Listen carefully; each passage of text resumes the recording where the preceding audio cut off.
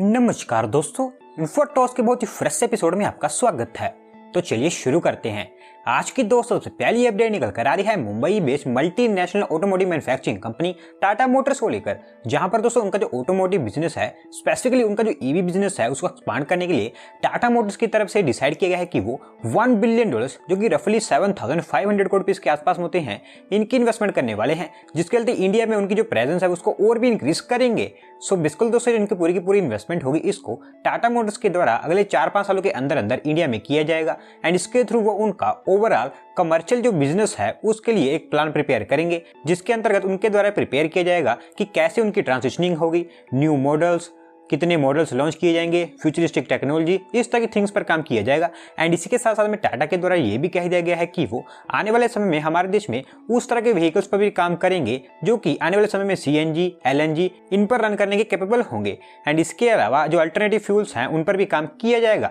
और वैसे मैं आपको बता दूं जो टाटा मोटर्स है इनके पास में काफी बड़ा पोटेंशियल है कि हमारा जो इंडियन ईवी मार्केट है ये उसको ट्रांसफॉर्म कर सकते हैं, क्योंकि करंटली हमारा जो इंडियन पैसेंजर ईवी मार्केट है वहां पर इनके पास में अराउंड 70% का मार्केट शेयर है। अगली दोस्तों अपडेट निकल कर आ रही है राजस्थान गवर्नमेंट के द्वारा साइन किए गए कुछ इन्वेस्टमेंट रिलेटेड प्रपोजल्स को लेकर, जहां पर दोस्तों राजस्थान स्टेट की जो इकोनॉमी है उसको एक इन्वेस्टमेंट बूस्ट प्रोवाइड करवाते हुए राजस्थान गवर्नमेंट ने रिसेंटली एक इन्वेस्टर कनेक्ट प्रोग्राम हेल्ड किया था। एंड यहां पर उन्होंने टोटल 1,94,800 करोड़ रुपीज के जो एग्रीमेंट्स हैं उनको साइन किया है। तो दोस्तों जो राजस्थान गवर्नमेंट है उनके द्वारा अगले साल के स्टार्टिंग में ही उनका जो इन्वेस्ट राजस्थान प्रोग्राम है उसको लॉन्च किया जाने वाला है, जहां पर उनके द्वारा जो इन्वेस्टर्स हैं उनको राजस्थान स्टेट में इन्वेस्ट करने के लिए अट्रैक्ट किया जाएगा। एंड इसी प्रोग्राम के लिए एज अ प्रील्यूड इनके द्वारा जो कनेक्ट प्रोग्राम है इसको लॉन्च किया गया था, जहां पर इन्होंने टोटल 1,94,800 करोड़ रुपीस के जो इन्वेस्टमेंट प्रपोजल्स है उसको अट्रैक्ट किया है, जिसमें 1,27,459 करोड़ रुपीस के तो MOUs थे एंड वहीं 67,379 करोड़ रुपीस के लेटर ऑफ इंटेंट थे। एंड इन सभी प्रपोजल्स के थ्रू आने वाले समय में राजस्थान स्टेट में टोटल 40 प्रोजेक्ट्स पर काम किया जाएगा, जो कि renewable energy, mines and minerals, city gas, pharmaceutical, engineering इनसे रिलेटेड होंगे। एंड टोटल ओवरऑल इनके थ्रू 44,000 न्यू जॉब भी जनरेट होंगी।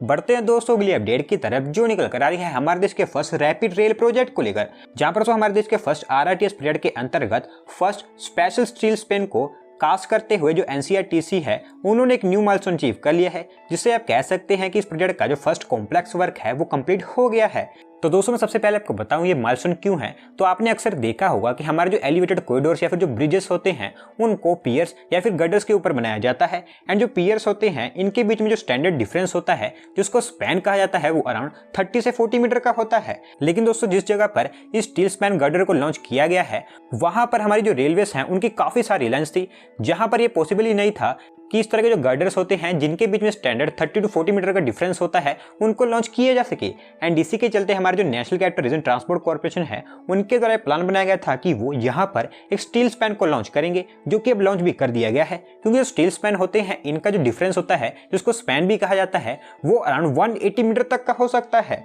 एंड नाउ इसी पीरियड के अंतर्गत इसको गाजियाबाद के वसुंधरा में हमारे देश के फर्स्ट रैपिड रेल कॉरिडोर का जो प्रायोरिटी सेक्शन है जो कि अराउंड 17 किलोमीटर का है उसके अंतर्गत कास्ट कर दिया गया है।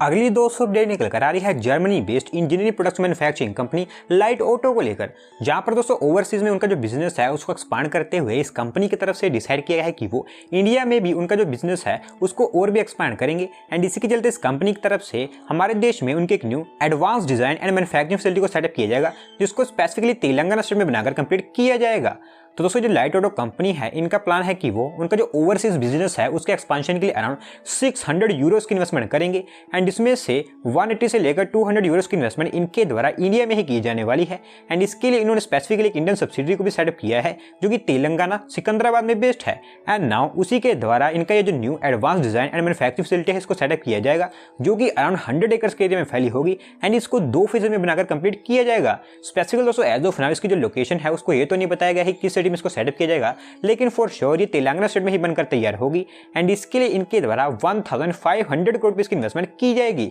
जिसके थ्रू ये तेलंगाना स्टेट में 9,000 डायरेक्ट एंड 18,000 इनडायरेक्ट जॉब भी जनरेट करेंगे। अगली दोस्तों अपडेट निकल कर आ रही है Bangalore based world's most valuable educational technology company Byju's को लेकर, जहां पर दोस्तों उनका जो बिजनेस है उनको ओवरसीज कंट्रीज में और भी एक्सपैंड करते हुए जो बायजूस है उन्होंने ऑस्ट्रिया जो कि यूरोप में है वहां पर बेस्ड एक एजुकेशनल स्टार्टअप जियोजेब्रा को एक्वायर कर लिया है, जो कि इनका इस साल का 10th एक्विजिशन है। तो दोस्तों जो बायजूस है वो काफी तेजी से ग्रो होती चली जा रही है एंड करंटली इनकी जो वैल्यूएशन है वो $21 बिलियन की है, जो कि इसको इंडिया मोस्ट वैल्यूएबल स्टार्टअप बना देती है। एंड उनका जो एक्विजिशन वर्क है उसको कंटिन्यू करते हुए इन्होंने जियोजेब्रा स्टार्टअप को फुली एक्वायर कर लिया है, जो कि एक मैथ प्लेटफॉर्म है। एंड इसकी जो एक्विजिशन की डील है वो अराउंड $100 मिलियन की है, जो कि both stock and cash deal है। एंड नाउ इसके चलते बायजूस का जो एक्सपांशन है वो यूरोपियन कंट्रीज में भी स्टार्ट हो गया है, क्योंकि दोस्तों जो जियोजेब्रा स्टार्टअप है इनके पास में 100 मिलियन यूजर्स का बेस है एंड इनका ये जो लर्निंग टूल है इसको 195 कंट्रीज एंड टेरिटरीज में यूज किया जाता है, जो कि काफी बड़ा नंबर है। तो दोस्तों आप देख सकते हैं पिछले 5-6 सालों के अंदर अंदर बायजूस कितना ज्यादा एक्सपांड कर चुका है। अगली दोस्तों अपडेट निकल कर आ रही है हमारी national highway authority of India को लेकर, जहां पर दोस्तों गुवाहाटी सिटी जो कि हमारे नॉर्थ ईस्ट एरिया की लार्जेस्ट मेट्रोपोलिस सिटी है, यहां पर ट्रैफिक कंजेशन को ईज करने एंड साथ साथ में बेटर रोड फैसिलिटीज प्रोवाइड करवाने के लिए हमारी national highway authority of India की तरफ से डिसाइड किया गया है कि वो गुवाहाटी सिटी में 4 न्यू फ्लाईओवर्स को डेवलप करेंगे एंड जल्दी ही इनका जो कंस्ट्रक्शन है वो भी स्टार्ट कर दिया जाएगा। सो स्पेसिफिकली दोस्तों हमारी जो national highway authority of India है उनकी तरफ से कहा तो यही गया है कि वो इसका जो कंस्ट्रक्शन है उसको स्टार्ट करेंगे, क्योंकि इसकी जो प्लानिंग है उसको पहले ही कर लिया गया था। एंड ये जो न्यू चारों के चारों फ्लाईओवर्स होंगे इनको गुवाहाटी बाईपास में नेशनल हाईवे 37 पर बनाकर कंप्लीट किया जाएगा, जो कि बोरागांव, गुरचूक, लोखरा एंड बसिस्ता जंक्शन यहाँ पर बनकर तैयार होंगे। एंड इसी के साथ साथ में हमारी जो ministry of road transport and highways है उनके द्वारा भी कह दिया गया है कि हमारे देश के जो नॉर्थ ईस्टर्न एरियाज है उनका जो इंफ्रास्ट्रक्चर पोजीशन है उसको बिल्कुल ही ट्रांसफॉर्म करने के लिए उनके द्वारा आने वाले समय में हमारे नॉर्थ ईस्ट एरिया में टोटल 131 इंफ्रास्ट्रक्चर प्रोजेक्ट्स पर काम किया जाएगा, जिनकी total estimated cost 84,193 crore rupees की होगी। एंड इसके अलावा स्पेसिफिकली ये भी कहा गया है कि गुवाहाटी सिटी में एक रिंग रोड का भी कंस्ट्रक्शन किया जाएगा, जिसके चलते गुवाहाटी सिटी में जो बाईपासिंग का काम है वो और भी ईजी हो जाएगा। अगली दोस्तों जो अपडेट है वो लिथियम रिजर्व से रिलेटेड है, जहां पर हमारी यूनियन मिनिस्ट्री ऑफ पावर की तरफ से कहा गया है कि वर्ल्ड की जो ऑटोमोबाइल इंडस्ट्री है उसके साथ में कंप्लाई करने के लिए हमारे देश में जो बैटरीज की मैन्युफैक्चरिंग है उसको भी रैंप अप किया जाएगा। एंड इसके चलते हमारे जो सेंट्रल गवर्नमेंट है उनके द्वारा डिसीजन लिया गया है कि वो दूसरी कंट्रीज में जो लिथियम माइंस हैं उनको एक्वायर करेंगे। तो दोस्तों थोड़ा सा मैं आपको इसको एक्सप्लेनेशन दूं तो करंटली हमारे देश की इनफैक्ट पूरे वर्ल्ड की जो ऑटोमोबाइल इंडस्ट्री है उसमें काफी बड़ा शिफ्ट देखने को मिल रहा है एंड इंडिया में भी जो शिफ्ट है देखने को मिल रहा है। और अगर आपको पता हो तो हमारा जो इंडियन ईवी सेक्टर एंड साथ साथ में जो रेन्यूएबल एनर्जी सेक्टर है उसका पोटेंशियल काफी ज्यादा है, लेकिन करंटली जो प्रॉब्लम है वो लिथियम है, क्योंकि इंडिया में जो लिथियम रिजर्व्स है वो काफी कम है। एंड साथ साथ में हमारे देश में जो ईवी बैटरीज होती हैं एंड रेन्यूएबल एनर्जी स्टोरेज के लिए बैटरीज होती हैं उनकी मैन्युफैक्चरिंग के लिए जो लिथियम एंड उसके जो कंपोनेंट्स हैं उनको दूसरी कंट्री से इंपोर्ट करना पड़ता है, जिसमें मोस्टली चाइना ही आता है। एंड वहीं करंटली जो चाइना की ईवी इंडस्ट्री है वो काफी सक्सेसफुल हो चुकी है, क्योंकि दोस्तों जो चाइना है उनके पास में लिथियम रिजर्व भी है एंड साथ साथ में वर्ल्ड की जो बड़ी बड़ी लिथियम माइंस है वहां पर भी इनका कंट्रोल है।